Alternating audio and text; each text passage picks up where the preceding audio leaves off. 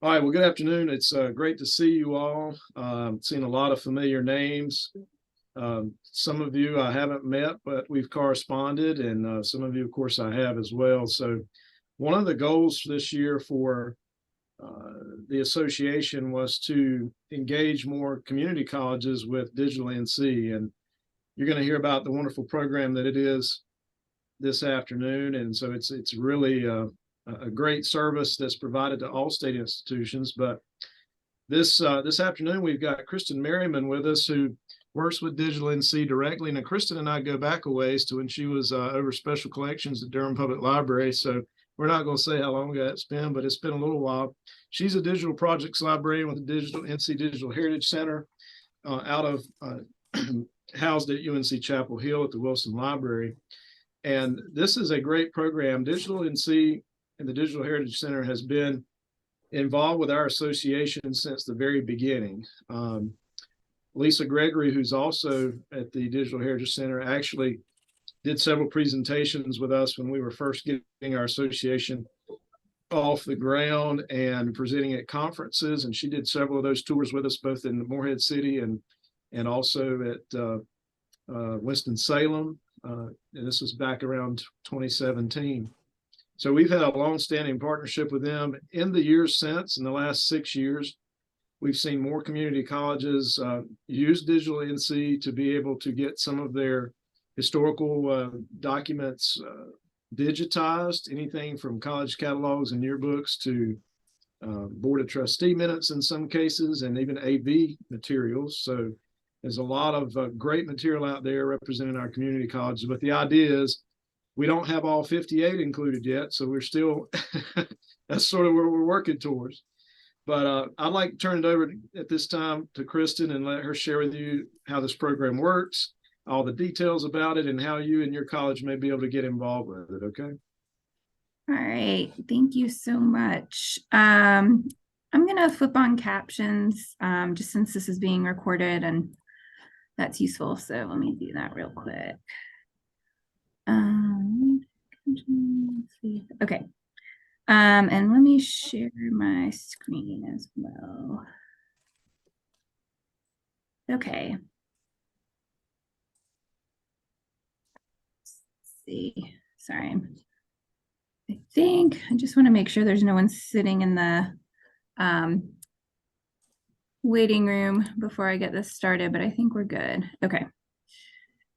All right. Well, thank you everyone for being here today. Can y'all see my main slide here? Is that what y'all are viewing? Okay, great. Okay, I'm gonna go ahead and put that on.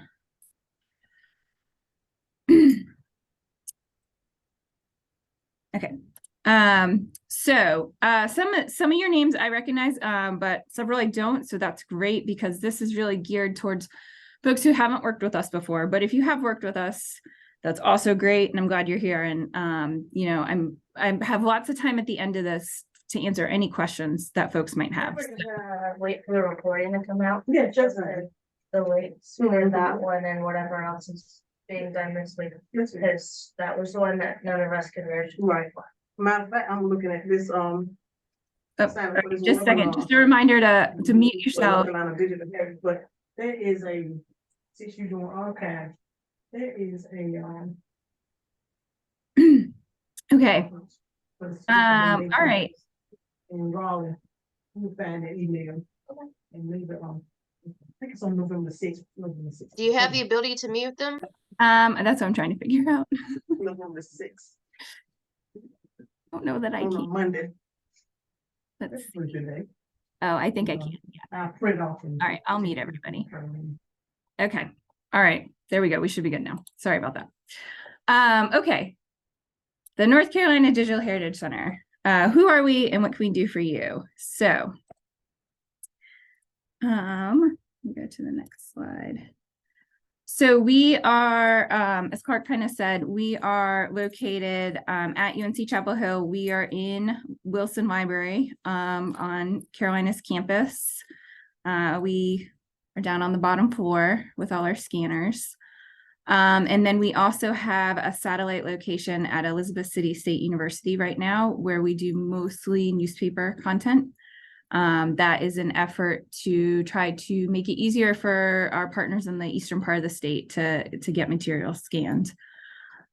We are composed of 12 full-time and part-time staff members. We have several graduate assistants who work with us. They do a lot of our scanning, and I believe right now all of them are still students. Sometimes we have folks from other library schools in the area as well. We got started in 2010, so we've been around for a while now. And our whole reasoning for existence, the State Library of North Carolina did a survey back in the early aughts, NCCCAA, which some of you might have heard of. It now is a long time ago, where they basically surveyed all the cultural heritage institutions across the state, coming up with, I think, over 800, to try to identify what needs there are that exist and how they can respond to them. Digitization was a growing trend.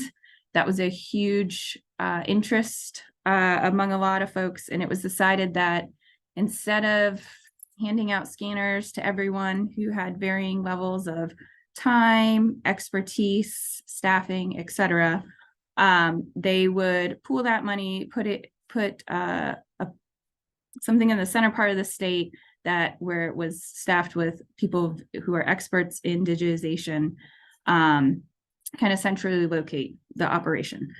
So we were created with a mandate to work with cultural heritage institutions across the state to digitize their materials, describe them, make them publicly accessible, but not to keep any of those materials. So we are fully non-collecting. Batches come to us and then we scan them and then they go back home. So that's how we work. We now are up to 330 partner institutions, and that is growing weekly. And we have partners in all 100 counties across the state of North Carolina. So these are some of our services. I should mention real quick how we're funded. So we live at UNC, but we are mostly not funded by Carolina. We are funded by the State Library of North Carolina with Institute of Museum and Library Sciences, Library Services money from the federal government. So they hand out grants to the state libraries across the country, and those libraries decide how they're going to distribute that money. And our state library has determined that this is one of the things they're going to fund directly. So that's where our funding comes from. So we operate at Carolina, but we exist kind of outside of how UNC Libraries operates in terms of our decision-making, what systems we use, et cetera. So I always want to mention that. So our services, we provide scanning. We provide access. So that means describing the materials, giving it metadata, putting them online and keeping them accessible online. So that's keeping all our systems, our content management systems, et cetera, up to date, et cetera. We do promotion. So we shared our work via blogs, presentations like this. We have an Instagram and a Facebook. We go to conferences, network in person, that sort of thing, all different ways for us to promote y'all's materials into the world. And then we also do a lot of consulting. So we know a lot about the vendors, types of scanners, what you want your metadata to look like, if you're doing community scanning day, what you need to consider, all those sorts of things. We have met with people on and talked through options. If you're looking at grants, we consult on grants. We're very well versed in the granting scene here in North Carolina. So these are all ways that we might support you that doesn't involve scanning your materials. Okay. So as I said, we have partners in all 100 counties across the state, which was a really exciting milestone. Our only criteria is that it's a cultural heritage organization whose collections are open to the public in some manner. We have some loopholes to that, depending on the collection, but community colleges fall 100% in our scope. And the collections need to be North Carolina related. So if there was a museum and they had their entire collection was not related at all to the state, well, we probably would not work with them. But there's plenty of folks who have lots of stuff all about North Carolina all across the state. So that's libraries, archives, colleges and universities, museums, historical societies, alumni associations, historic sites. It's just a real grab bag of organizations. And some are like a project to project basis. We have found that there are very enthusiastic firefighters across the state of North Carolina who are very dedicated to collecting their institutional history. And a lot of them are working on kind of compilations and books and that sort of thing. And so we have like 3 different fire departments we've partnered with now to scan their materials. So, you know, it's kind of, there's all sorts of things out there who we work with. So you never know what we're going to have on site at any one time. And so this is a list of all of our community college partners we have right now. And I'm literally working on one more right now who I'm hopefully going to have live tomorrow, Tri-County Community College. And so we've hit 37 out of the 58, but as Clark said, there's more to go. So if you're not on this list, we'd love to add you. But like Clark said, we love our community college partners. We have been supporting them. This particular effort with the Community College Archives Association is so important because so many community colleges are all of a sudden discovering that they have a history. So we really view y'all as one of our most important partner groups because you are otherwise so under-resourced for this type of work. So we really are here to help in any way we can. And this kind of just gives you a visual of, we have every community college collection that we do. We add them to our exhibit, the North Carolina Community College collections. And so this is just kind of an idea of how much content we have so far from community colleges, lots of yearbooks, lots of course catalogs, which I know are like super important for users and past students of community colleges to get online, but lots of photograph collections. Some of the best photographs on our site are from community colleges, some of the student newspapers that have come out of that. So just a real mix of materials. But this is kind of a way to just look at what we have from community colleges on our site. This is our main page. DigitalNC.org is our website.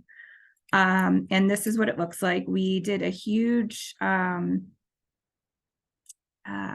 migration restructuring of our website last year. So if you haven't been on it in a while, it might look different.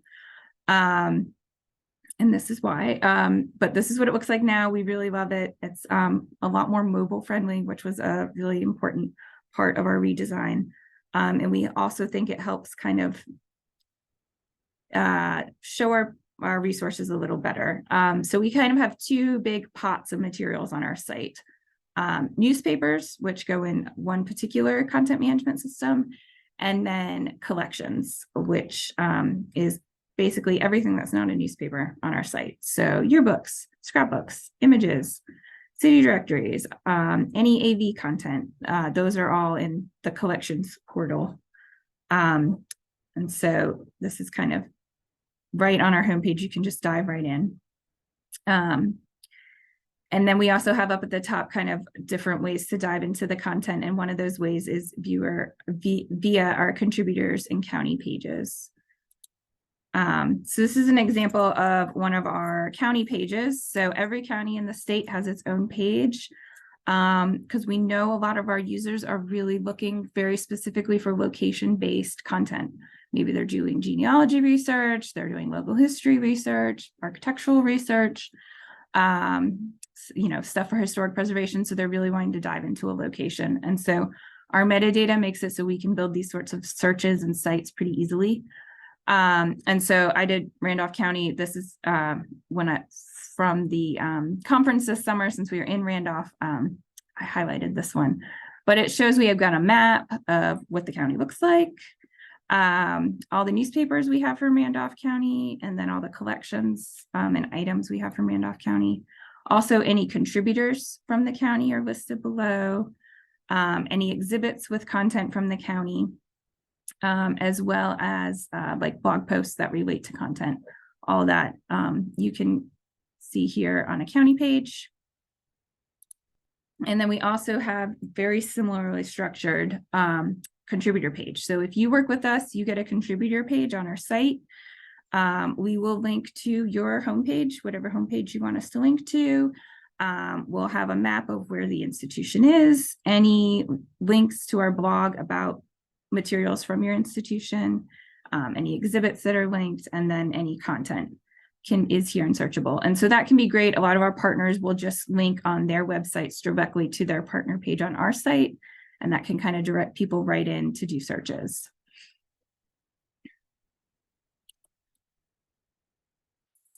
All right, so here's some looks into some of our scanners at work. We have some basic flatbeds. We have a bunch of Zoichels, which is the one here where you can kind of see the person in the front sitting at that. That's a Zoichel scanner. And then in the back, you can see our phase 1, which is our large format scanner. That's actually a camera. And this is just one of the spaces where we have scanners here at Carolina that we use. And so I don't quite remember how many scanners we have now, but might be 12 different machines that we use. And then that doesn't count anything we would use for like AV.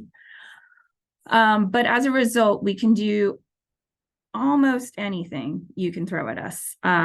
Printed materials, bound and loose, manuscript items. We can do negatives. We can do glass plate negatives, slides, photographs, lots of oversized materials like maps or posters. We can do 3-dimensional objects. We got a collection in from Public Library in Edgecombe County a couple of weeks ago. There was a really well-known restaurant in town in Tarboro that shut down, and it was kind of a big thing in the middle of the 20th century. And included in the collection from that restaurant, the family donated a bunch of papers and receipts and menus. They also donated the waitresses' costumes that they wore for during this bicentennial in 1976. That whole year, that's what the waitresses were wearing. And so we will shoot clothing. We have a space that we can basically make a photograph studio. We can do some audio, although I'll say like right now our audio capacity is at its limit. We partner with folks right here at UNC to do that work, and they've told us that they're kind of at capacity, but you can always reach out to us and talk to us about stuff, and we can let you know when that might be opening back up. Same for video. We have some limited capacity to do video digitization. And then we'll also take born digital content. So if you have, say, trustees minutes that are only in PDF, we'll take those. Newsletters only in PDF, take those. Digital photographs, all that we can also accept. And oftentimes a really big boon to working with us is less about creating the digitized content and giving it a nice place to live, accessible and updated on our site. Whoops, sorry. Go back one. Okay. So I'm going to stop there and see if there's any questions, and then I'll kind of talk through the process of working with us. Does anyone have any questions?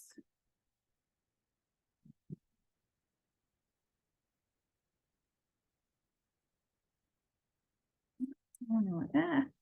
No, I'm sorry. Okay, here we go. Yes, I'm going to go through the process next. I just didn't know if there was any questions. Otherwise, I think so, but everyone should be able to unmute if they need.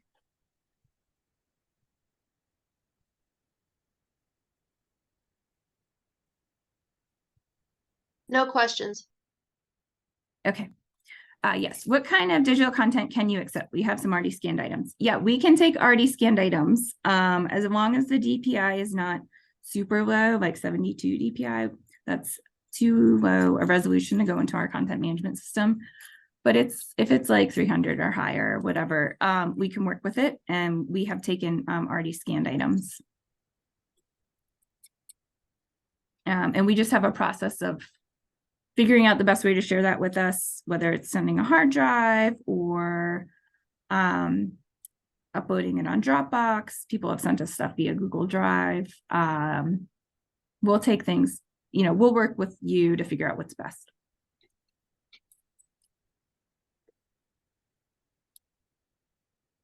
Anyone else?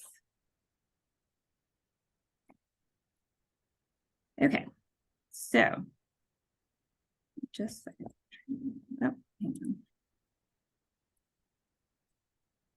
Yeah, so the process for submitting digital content would just be emailing us and saying, I have digital content. This is what it looks like. And we would say, okay, great.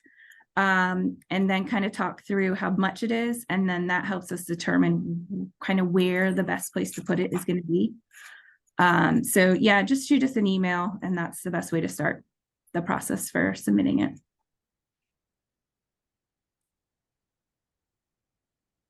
Okay. So, working with us in general, if you're already a partner, then, we've already started this conversation. So, emailing us to check in again is always the best course of action. If you haven't worked with us before, email is also the best way to contact us. And I'll have our email at the end, but it's like DigitalNC@unc.org. or edu. It's simple. And there's the contact us is also on our website, but you just shoot us an email and say, hi, I work here. We're interested in working with you. And this is kind of what I'm thinking. Or you can say, we're interested in working with you, but we don't know where to start. That's also totally fine. Typically in that case, if you don't have a very defined scope of things, some people will email us and say, hi, we'd love to work with you. We have 20 yearbooks. How do we get them to you? That's really easy, scopable, and we'll tell you how to proceed. But a lot of folks don't know where to start. They've been tasked with having to somehow deal with this archival collection at the community college. Often it is nowhere near the top of their job duties. And they just have no idea where to start. Typically in that case, we will set up a Zoom chat or a phone chat and kind of talk through what you're looking at, what kind of your limitations are, what the priorities might be of your administration, of what you want to do, that sort of thing. So we'll just have a conversation and we'll talk through, this is what we can offer. This is kind of the timeline we're working within. Because at any one time, I have 20 to 25 different institutional batches on site. And so there's often also a discussion of timeline. It might be, we're not going to be able to get to your stuff for 3 months. But that might be a good opportunity to kind of get stuff in order, figuring out how drop-off is going to look, that sort of thing. So the first thing is to talk to us. And then once you talk to us, then we can talk through what it's going to look like to prepare that batch. And so preparing the batch could mean just putting it in a box. It might be you have a photograph collection and we typically take about 250 photos at a time. And so we'll ask you to go through and prioritize what you want scanned first. We at no point require that you give us any metadata or description for materials, but if you have it, we do appreciate it.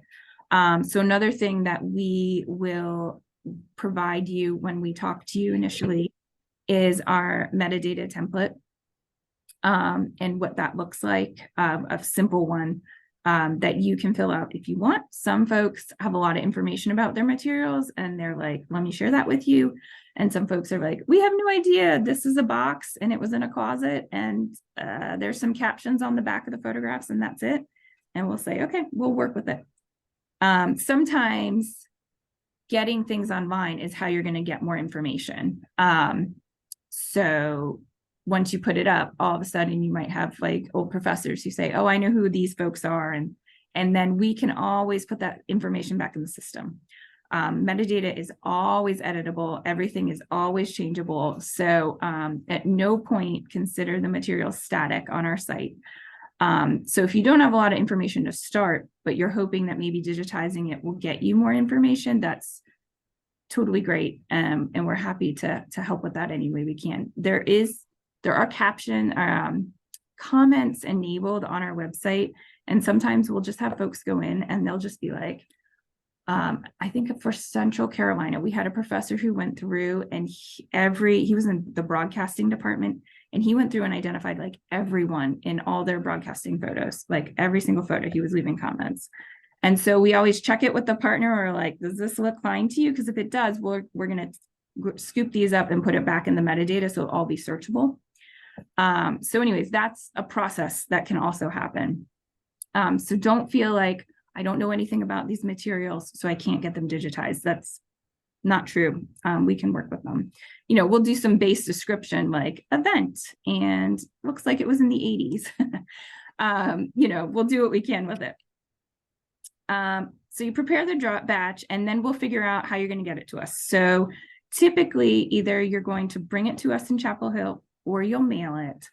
Or if it's too fragile, you don't want to mail it, or you just can't get to Chapel Hill, we'll have a conversation about how you can get it to us. It might be that, oh, we're going to be in your part of the state in 2 months, so we'll just plan to come pick it up. Or we'll try to work with some of our partners at the state library or other folks at UNC. Maybe they're going to be out in that part of the state, or maybe there's going to be at the annual Community College Archives Conference. I think I met with 7 different partners to exchange materials. So that's another good way to try to get materials to and from us. Because I know some of y'all are at extreme ends of the state, or even if you're not, you're like the only one operating and you can't leave. We're used to working with a whole scope of different availability. And so we'll talk to you. That's another thing we'll have a conversation about, how to get those materials to us. If it's like yearbooks or course catalogs, a lot of partners will just send them through the mail.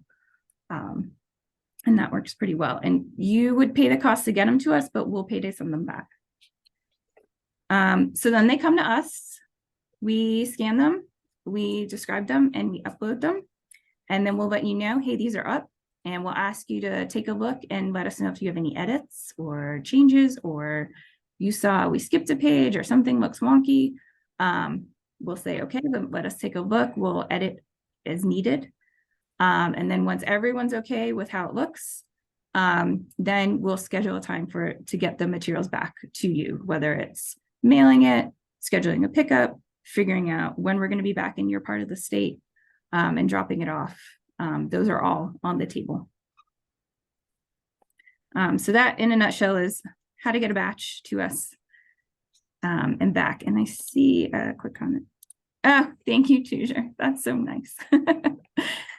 Kristen and Lisa are very great people to work with. We try to be cool.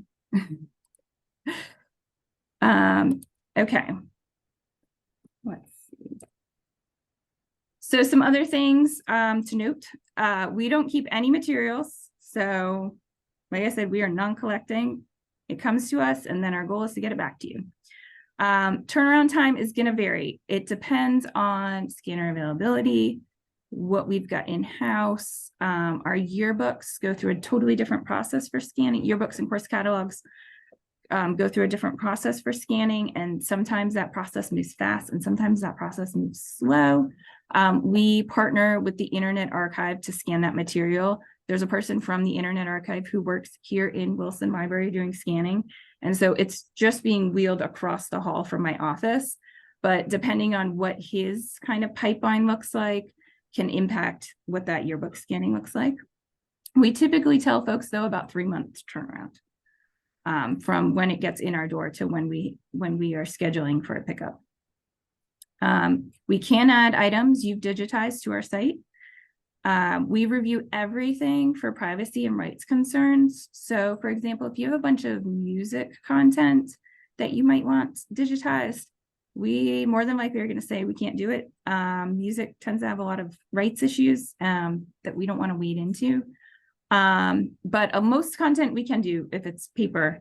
But we give it a review. Lisa in particular is an expert on copyright.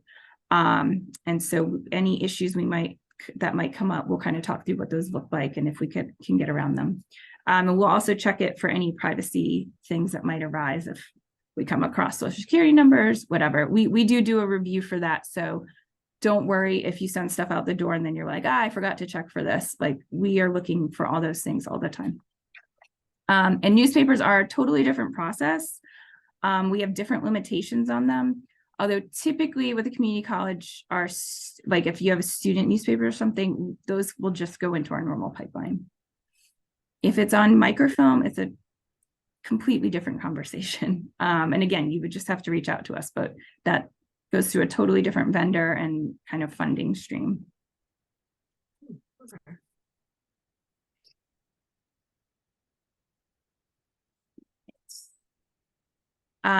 This is kind of a little picture of what it looks like for newspapers.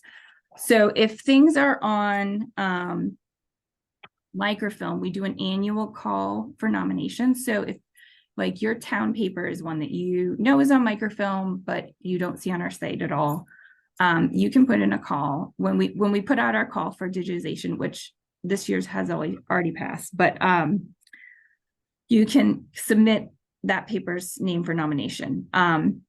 This is just for things on microfilm. And we have a whole bunch of criteria we use, but if it's a new title that we haven't if we haven't seen before, digitized before, it usually goes pretty high in our rankings. But that's microfilm. If it's a print paper, for example, your student newspaper or something like that, mostly we're just gonna have to work on that in batches. I typically have like 1,000-page limit at a time that I can take of a physical newspaper. And I will say, like, most community colleges, we're not seeing like way more than that at a time. So this probably isn't as big of a limitation as it is to like some of our public library partners who have a whole town paper sitting in their stacks that they want digitized. And we're like, this is going to be a slow process. But newspapers are in huge demand, and we know that, and we know they're in danger, especially old ones that like aren't microfilmed. But anyways, just all to say, newspapers are a little bit of a different animal for us than pretty much any other content on our site. Okay. So sometimes folks will say, I have stuff I want to scan, but I don't know how to pick out what to scan first, how to prioritize. And so these are kind of some of our criteria that we offer to people. We do not pick or select. We're not going to say, hi, we only want to scan these type of materials from you. We consider our partners the content experts. And so whatever you want to scan, as long as there's no privacy or copyright issues, we're going to scan it for you. And so here's some options. So it might be maybe more marginalized voices at your college or university, but who you want to kind of pull out those voices because you don't have other ways to do that. The most popular things that people are constantly asking for, so maybe getting them online is another nice access point. Materials that are super unique to your institution that you want to highlight. Things that are very fragile can often be an easy way to prioritize. Scrapbooks in particular, everyone brings us scrapbooks because they are fragile, they're unique, and they're extremely annoying to have to pull out time and time again for people to look at. So those can often are some of the first materials that partners will bring to us because they're just like, we don't know what else to do with these things. Materials that are really well organized and already well described, but you would love to have a digital component to, can often be a good option. We did a very large photograph collection for a community college, and they had every single photograph like labeled and information about it. And so that was very easy for us to do and really nice. And it gave them so many more access points into that collection than just having them sitting in their library. So that was great. Or maybe you need to pull out stuff because you're having an event. So in particular, like 50th anniversary of your university or your college, which I know a lot are coming up right now for community colleges. So maybe you're looking at your founding documents or documents that are really like pulling out specific big historical events over the history of the college. Maybe that's how you want to prioritize. It really is up to you. These are all different ways of thinking about that question. And then I just wanted to highlight some of the different types of things we've done for community colleges, just to kind of give you an idea of the wide array of types of materials. So this is announcements this is at Mitchell Community College, their announcements in 1930, 1931, but I think we've done all of these for them over time. Here's a progress report from Pamlico Community College. The initial application for Roanoke Chowan Community College. Here's a photograph from the automotive department at Robeson Community College. One of our favorite items we've ever digitized, the cosmetology club scrapbooks from Southeastern Community College that are fantastic from the 80s. This is a map from South Piedmont Community College. We do a lot of maps, architectural drawings for the college, that sort of thing. So that kind of just gives you a little window into like, we can take any and all types of materials. So I'm going to pause there and see if there's any questions.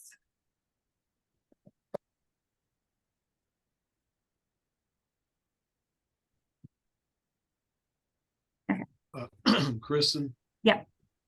I'm just going to throw this out there. It's probably better to save it for the end, but I'll just go ahead and ask it now so it can be out and people can think about it. So oftentimes administrators who are not historians or do not understand archives often assume that if you take your materials to DigitalNC, that means you can throw all of these things away now. Tell us why that's not a good idea. Do not do that. Number one, you likely have some public records laws in action for some of your content. Board of Trustees minutes, I know in particular, are a public record that you have to keep.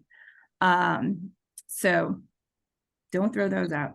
But then these are the history. So we scan for access. We are not scanning for preservation. You know, someday we likely will cease to exist. But this physical map will not, and will likely outlive us at your university. So you're going to be keeping all this material. We are just adding another access point to it, helping highlight the materials, make it easier for students to access, faculty to access, alumni, the general North Carolina public, or really worldwide public. But so you can't, we're not scanning for preservation. So we do not claim that we're going to have these in perpetual, I can't say the word, but forever. We don't claim that. We're just making access. So yeah, you can't get rid of it even if you bring it to us. So that is an important note. We're not an escape hatch for your administrators to toss out all this content. Oh, another question. Yes. Okay. So I kind of went over this a little, but I'm going to just go through it again really quick. So preparing a batch for us. So you want to talk to us first, always talk to us first. That will help you scope what you bring us. We only take so much at a time. You can work with us. Once you start working with us, you're our partner forever. But we are only going to take so much at a time. We'll talk through what formats we can accept, any rights issues, and then kind of timing of when you can get it to us. And then you'll go through, select, prep it, pull out any things of note.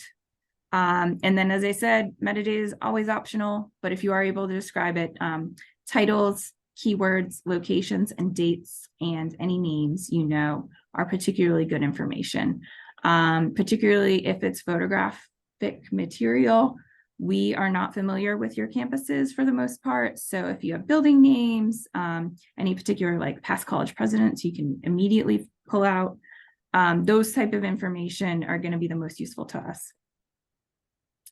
Things like yearbooks and course catalogs and any sort of trustees minutes, notes, applications. All that stuff is pretty self-described, and you really don't feel like you have to do metadata for that. We're gonna be able to look at that and know what's going on.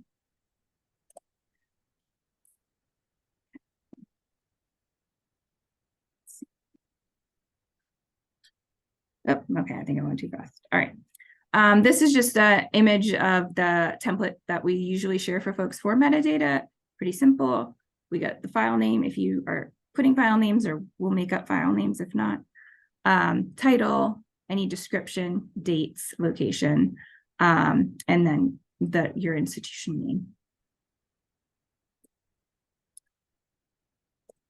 And then some other services we offer. So we will come do on-site digitization. That, again, a conversation, but we have gone for a day, depending on where the institution is located and the amount of materials we've discussed about doing digitization for on-site. We might come for just a day, we might come for an overnight. I think the longest we've gone is a 2-night trip, where we had, we got there day one, did some stuff in the afternoon, we're there all day, and then did some in the morning and then left. But this can be an option if you have a collection you really can't get to us, a collection that for whatever reason, really you don't want leaving the campus, different reasons, but we'll bring our scanners and a bunch of folks, and we'll just kind of scan as much as we can in a day or, a few days. So that's a thing that we would do sometimes. Like I said, we do consulting, we do a lot of knowledge sharing. So best practices, as we know, for digitization, metadata, content management systems you want to consider. We will help with scoping grants and building up partnerships for LSTA digitization related grants. Lisa in particular is an expert on this topic. We do some assistance with community scanning events. If you're going to have a community scanning day and you want some support for that, we can come show up with our scanners and our knowledge and help you out with that. And then another thing that I think makes us really valuable is we have all these partners all across the state. We have a good idea of what they have and also kind of what their administrations look like, what their limitations often are, what content management systems they might be working with, and we can kind of help connect different folks. So if you're say looking at like Omeka as a system, we can be like, oh, these other institutions around the state are using that. You should talk to them about using it. Or, oh, this partner also did a big AV digitization project. Let us hook you up with them so you can talk to them about who they use for vendors and that sort of thing. So that's another thing that we feel we kind of are a conduit for building those partnerships around the state. All right. And that is all I have for sharing. So I'm going to stop sharing my screen and then open up for questions.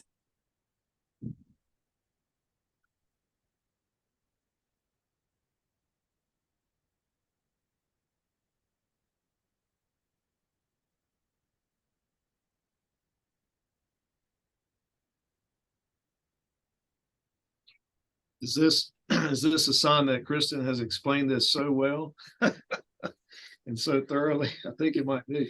Are you overwhelmed? That's fine too.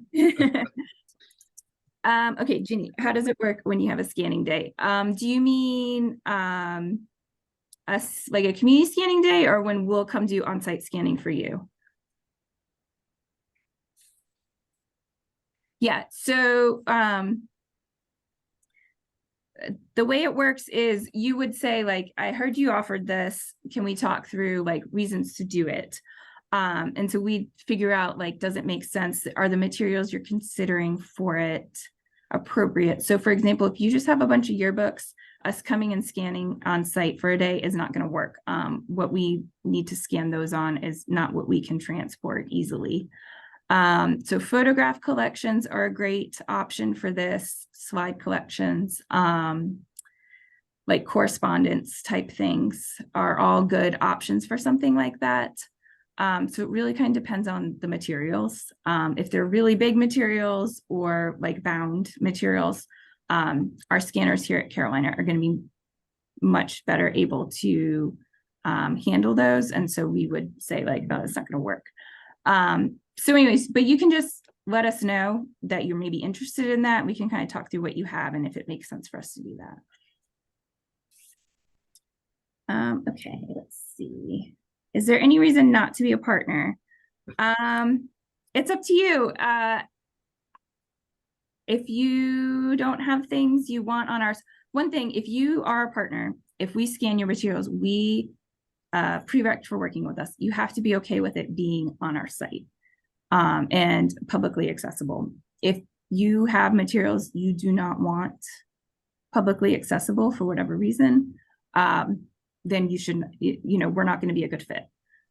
We have some folks who, for whatever reason, there might be a reason for monetization or something like that of their collection. We're going to put it up and like people can come and just download it. And we can't really control what people do with your materials once they're up, you know, for the most part, people aren't doing weird things with our stuff, but, you know, we put up copyright notices and stuff like that. But again, once it's out on the web, there's only so much you can do. So that would be a reason to not work with us. Thank you. Mm-hmm. All right. Some records involve sensitive topics such as slavery. How do we deal with that? So that's, you know, we have digitized all manner of materials, many which deal with cover display, not great periods of our history. We have a lot of newspaper content, and a lot of those newspapers are full of truly just, you know, terrible stuff. One of our newspapers literally is called like the KKK News. Like it was an published outlet of the Ku Klux Klan. If a partner wants it up, we put it up unless it is like very much visually disturbing. So an example of something visually disturbing would be, we had some photographs of a car wreck and you could see the person who died in that car. And we were like, we're not putting that up. But if it's just content that's historically very upsetting, we will put it up on our site. We have a kind of harmful content statement on our site that basically says we are making this available because of the historical record. And so we will put it up if you ask us to put it up. If you don't want it up, you know, we don't force you to scan anything. We encourage people to, though, like maybe grapple with the past and consider whether or not you want to make that available. Is basically how we recommend people deal with it. We have had some partners. Yearbooks can contain a lot of content that is, in retrospect, not great. And we have some yearbooks on our site who definitely have some very interesting things, particularly from like the 20s through 50s. And we've had partners who basically have had us put a statement on all their materials that says like, this has been made public for the historical record. It does not reflect the current views of the college, of the student body, of the administration. And so that's also an option that we make available to folks.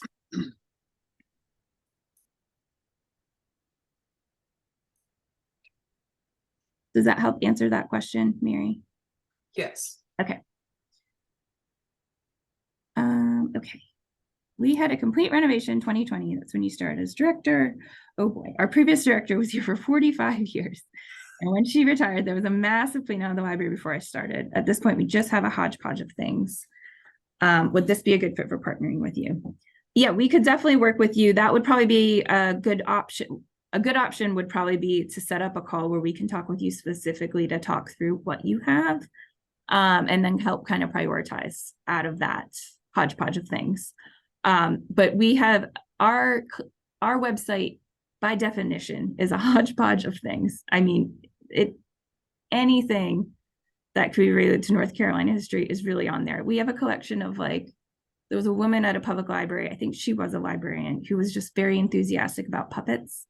And we just have like pictures of her puppets on our site. And like when she did school activities, I mean, it's just really random. But it was very important to that community. So we have digitized them.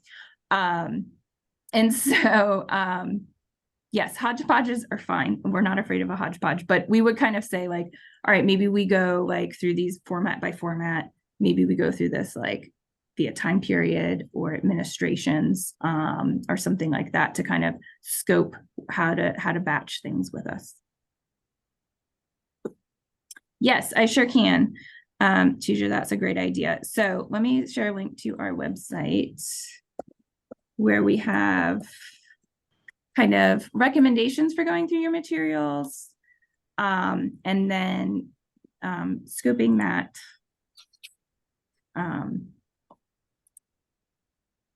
Etc. So if you go to this page here, resources contributing, there's kind of a whole list of how to become a partner, how to select materials, how to prep those materials, our metadata guidelines, and all that sort of thing. And then you'll also notice further down, once you become a partner, you have access to all our web analytics for your materials and that sort of thing, which can be really useful for, you know, sharing with higher ups for reasons to work with us, continue to work with us, reasons that it's great to keep your materials around for research interests, that sort of thing. And Clark says that he encourages those of you who haven't had anything scanned yet to kind of look through what other community colleges have contributed to get a sense of what you've gotten scanned. Catalogs and yearbooks are usually how people start with us. And that's a good way to kind of get your feet wet, understand the process with us, and also like kind of raise awareness that you're doing this with other folks at your school. I know in particular, some registrar offices have been very grateful that we have put course catalogs online, so they can look up the historical course catalogs pretty easily. And everything on our site, if it's tight, is full text searchable. So that can also be extremely useful when digging through, like, I swear I took this course and it was named this back in like 1995. That can be really useful. Yes, we have some community colleges that love that the catalogs are online.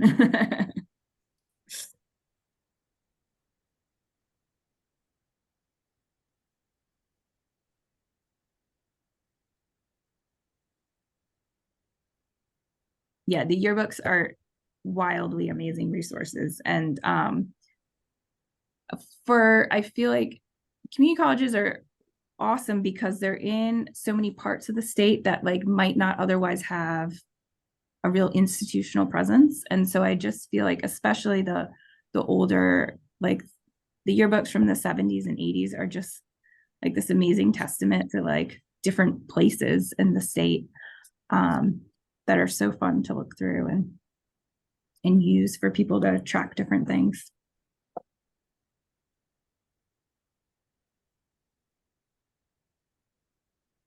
Yeah, really great for assignments. Okay. Jenny teaches and she uses them for assignments, which is awesome. Awesome, Derek. Yeah, send us an email and we can start talking through what that might look like.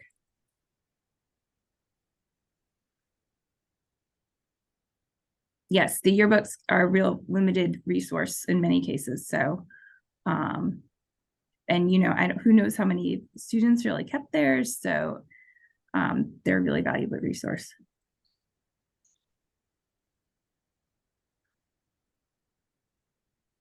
Tammy asks, would it be necessary to get a subscription to something like a Mecca if we're having NCDHC store content? As far as like, if you have it on our site, you definitely don't have to have any sort of subscription. Our content management system's called TIND, T-I-N-D. It's an open source platform that TIND, our vendor, has kind of built on top of. We manage that whole resource. You don't have to, we pay for it. We do all that work. We make sure everything's kept up to date, files are accessible. So that's one thing we really offer that I think is a really valuable to a lot of folks, is if you work with us and put stuff in our system, you don't have to worry about putting it in any other system if you don't want to. Some partners put their stuff in multiple places, and that's fine. And another thing we offer is anything we digitize, if you want copies of the files, we'll give them to you happily, but you don't have to take copies of the files if you don't have really anything you can do with them. And those materials are, we keep backups of the files, and then that material is all fully accessible on our site. Kristen, I've got to go staff our writing center, but this has been excellent. Okay. Thank you so much. And y'all welcome to stay. I'm just going to have to slip out right now and jump off, but thank you so much for doing this for us. Yeah, absolutely. Thank you so much. And yeah, like I said, just contact us. Our website is digitalnc.org. Super easy. And just contact us and talk about questions you might have. We're happy to work with everyone. Thank you. Yeah. Thank you, everyone.